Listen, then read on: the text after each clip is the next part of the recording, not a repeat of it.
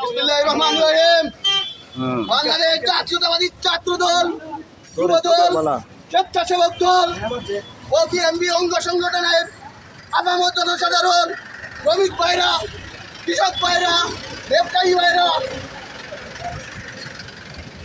বক্তব্য শুরুতে গ্রহণ করুন বিপ্লবী অভিনন্দন, সংগ্রামী শুভেচ্ছা।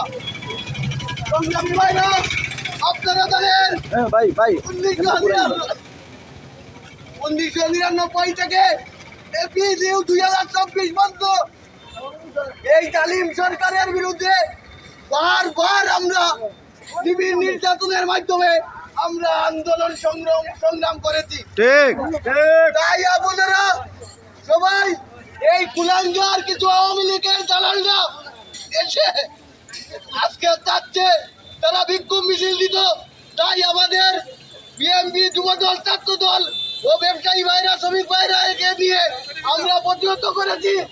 আপনারা বারবার এই কালীগঞ্জ বাজারের এলাকার গণ্যমান্য ব্যক্তি বারবার নির্যাতিত নিপীড়ন হয়েছে।